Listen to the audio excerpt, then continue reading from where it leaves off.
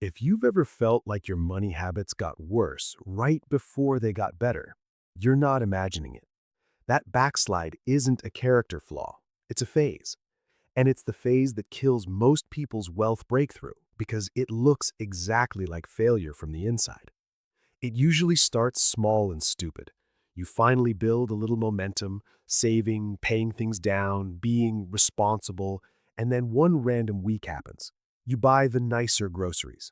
You stop checking the account just for a bit. You tell yourself the subscription doesn't matter. Then a few hundred vanishes and you don't even know where it went, which is honestly the worst part. Not because of the money, because of what your brain does next. You get that hot, sour feeling like, see, this is why I can't have nice things. So you either clamp down into financial monk mode or you do the other thing. You start spending like you already blew it. That's the hidden phase, the pre-breakthrough wobble, the moment your identity and your behavior are fighting in public. And it shows up everywhere. You start making almost moves. You watch the videos, you make the plan, you open the tab, you set up the account, you even transfer a little, but you don't commit because commitment would force you to become the person who follows through. So you hover, you tinker, you research, you reorganize your budget for the 15th time like that's the same thing as changing your life. It's not.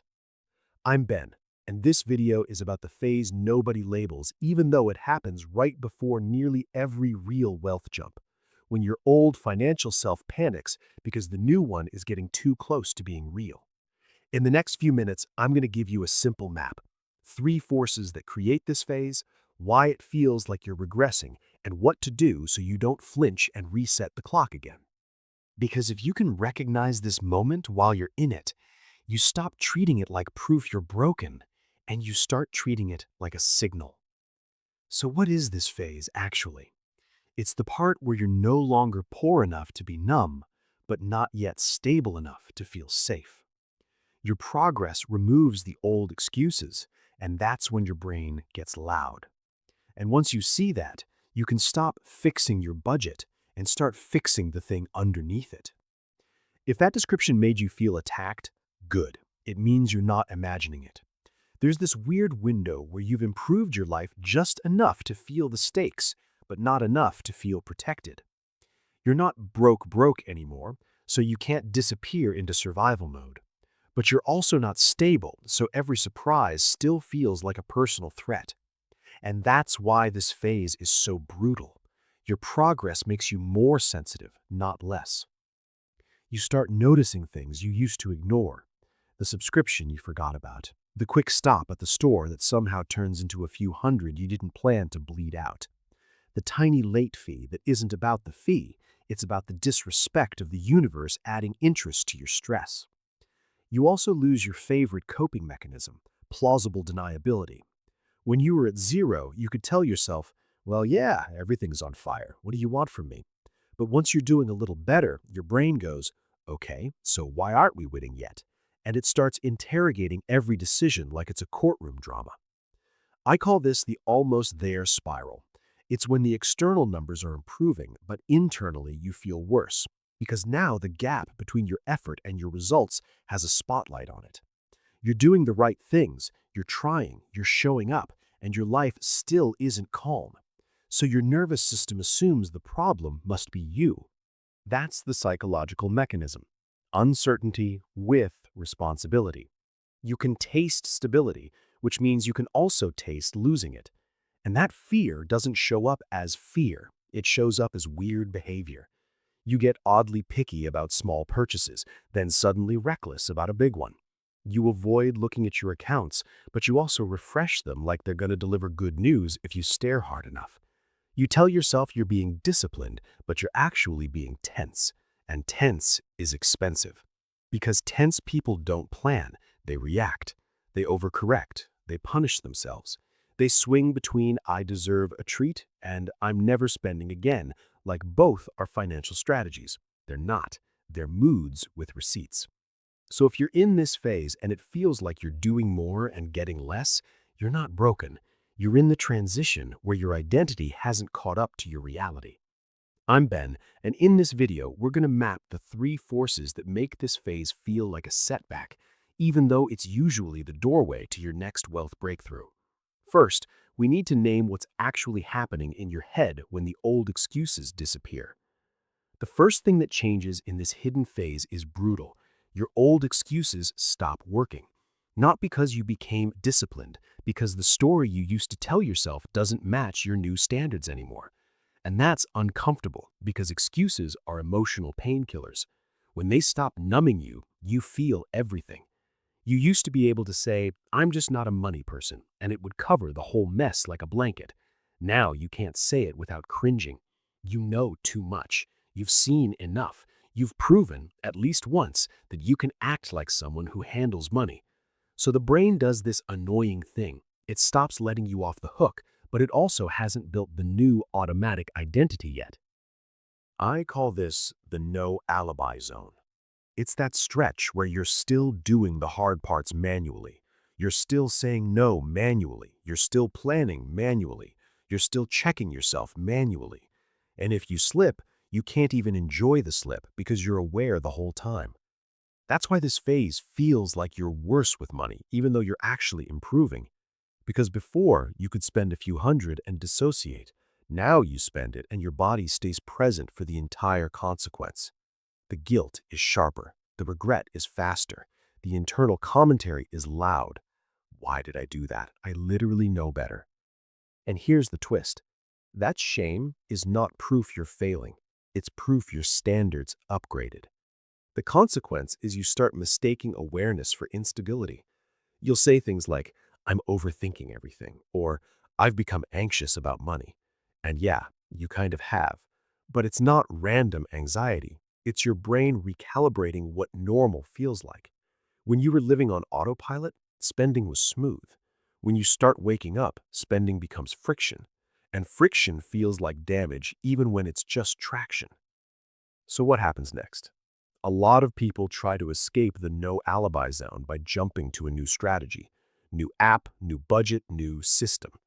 Because a new system gives you the sweet relief of feeling like you're progressing without having to sit in the identity gap. 3 months later, the bill arrives anyway. Not always a literal bill. Sometimes it's the cost of starting over again. More brain fatigue, more self-distrust, more why can't I stick to anything? In this phase, the win isn't finding a perfect plan.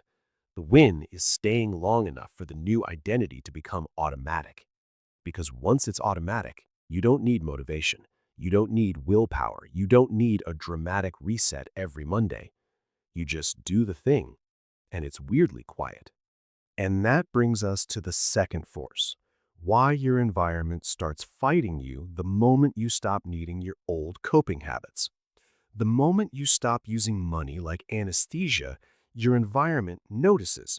Not in a dramatic movie scene way, in a petty, everyday way. You skip the random snack run. You don't treat yourself after a stressful call. You stop doom scrolling and clicking buy because your brain wants a hit. And suddenly, the world gets loud. Friends start sending you links like it's their job. Group chats turn into, we're all going, don't be lame. Your family gets weirdly invested in what you're eating, what you're driving, what you're wearing.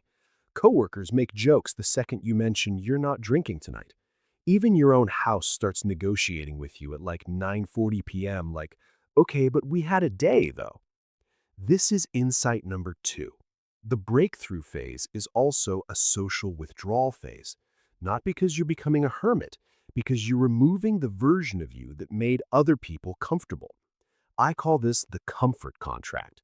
You didn't sign it on paper, but you signed it in patterns. You were the spontaneous one, the always down one, the one who would split the check without thinking, the one who would say yes and figure it out later. That version of you made relationships frictionless. When you start building real wealth, you introduce friction. You start asking questions like, what's the plan? What are we actually doing? Do I even like this? And people hear that as judgment, even when it isn't, because it forces them to look at their own autopilot. So they poke you, they tease you, they test you, they accidentally wave a temptation in front of you. They'll even act concerned, like you joined a cult because you didn't want to drop a few hundred on a weekend you didn't ask for. And if you're in that hidden phase, you're already tender. You're already rebuilding. So those little comments don't feel little. They feel like proof you're becoming someone unlikable. That's the trap. You think the problem is discipline, but the real pressure is belonging. When you stop coping with spending, you don't just lose the purchase, you lose the ritual. You lose the shared identity. You lose the "we're the kind of people who" story that kept you included. So what happens next? A lot of people panic and go back to the old version of themselves, not because they miss the stuff, but because they miss being easy to be around. And if you can name that, if you can see it happening in real time, you stop taking it personally. It's not that you're doing it wrong, it's that your life is recalibrating around the new you, and recalibrations feel like rejection before they feel like alignment. There's a third thing that shows up in this hidden phase, and it's the one that messes with your head the most because it feels like failure. Your life gets quieter. Not peaceful quiet. I mean that weird silence where the group chat slows down, the invites get vague, the jokes don't land the same, and even your own routines stop giving you that little dopamine hit. And you start doing this embarrassing thing where you look around like, did I break something? I call this the silence tax. Because before a wealth breakthrough, you usually stop buying the little social proof purchases that keep you feeling included. You stop being the "sure, I'm down" person who can casually say yes to the spontaneous dinner, the weekend thing, the birthday thing that somehow turns into a few hundred because nobody knows how to just go home. And when you stop paying that tax, you don't just save money, you lose access to the default version of belonging. That's the part nobody warns you about. You think you're building discipline, but what you're actually doing is removing the padding your life used to have. The padding that made awkward friendships feel fine. The padding that made your job feel tolerable because you could treat yourself after. The padding that kept you from hearing your own thoughts. So the consequence isn't just that you spend less. The consequence is you feel exposed. You go home earlier and the room is quiet. You open your bank app, feel proud for half a second, then feel lonely. You're not entertained, not numbed, not distracted. Just you in your own life with all the questions you've been postponing. And that's why people relapse right here. Not because they're weak, because the old spending wasn't only spending, it was social glue. It was identity maintenance. It was a membership fee to a version of you that didn't require any awkward conversations. This is also where your brain starts bargaining. It'll tell you, just do it this once, or don't be weird, or the classic, you can afford it. And yeah, maybe you can. But the real cost isn't the receipt. The real cost is you teaching your nervous system that discomfort means danger. So here's the practical shift. Stop asking, how do I stay motivated? And start asking, what am I replacing the silence with? Not distractions, replacements. 2 or 3 default scripts you can run that don't require spending or approval. A walk, a call with the one person who doesn't need you to perform, a simple routine that makes tomorrow easier. Boring on purpose. Because the hidden phase isn't you losing your life, it's you losing the noise that used to impersonate a life. So let's turn that into a system because vibes don't pay bills and just be disciplined is advice for people who already feel fine. The hidden phase is basically a withdrawal period. Your brain is used to quick hits, checking the account, checking the app, checking for a sign you're winning. When the hits stop, you don't feel peaceful. You feel itchy. And if you don't plan for that itch, you'll treat it like an emergency. I call this the relief-seeking spiral.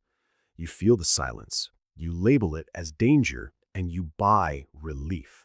Not stuff, relief. Food delivery because I can't deal. A new tool because this will fix it. A random subscription because future me will use it. It's never about the item, It's about anesthetic. So the system is simple, not easy. Simple. First, you pre-decide your replacement scripts, and you write them down like you're talking to a stubborn version of you. When the itch hits, you don't negotiate, you run the script. Script 1 is movement with friction removed. Shoes by the door, jacket ready, no should I, just outside. 10 minutes counts. The goal isn't fitness, the goal is to interrupt the loop before it spends money. Script 2 is a no performance call. One person, not the friend you have to impress, not the person who turns everything into a hustle brainstorm, the one where you can literally say, I'm getting that impulse to blow up my progress, and they don't act shocked. They just keep you human. Script 3 is a tomorrow smoother, not a full life overhaul. One annoying task that lowers friction for the next day. Set up autopay, put the return label on the box, pack lunch, open the bill, and schedule it. It's boring. That's the point. Boring is stable. Second, you create a pain buffer category on purpose. A tiny, controlled amount you're allowed to spend when the itch is loud, like a few hundred over a month, so you stop pretending you're a monk and then snapping like a rubber band. Controlled release beats secret sabotage. Third, you track one thing, and it's not your net worth. You track clean days. A clean day is no impulse purchases, no doom scrolling for deals, no emotional spending disguised as self-care. If you slip, you don't restart your life. You just don't let it become a weekend. Because this phase doesn't end when you feel motivated. It ends when your identity stops reaching for noise to prove you're okay. And once you can sit in that quiet without buying your way out of it, that's when the real opportunities start sticking. So if you've been waiting for the big moment to save you, new job, new client, crypto resurrection, whatever, here's the twist. The breakthrough doesn't start when more money shows up. It starts when more money stops leaking out of your life through little emotional exits. Because that hidden phase is basically your nervous system learning it doesn't need to be rescued every time you feel bored, stressed, lonely, or behind.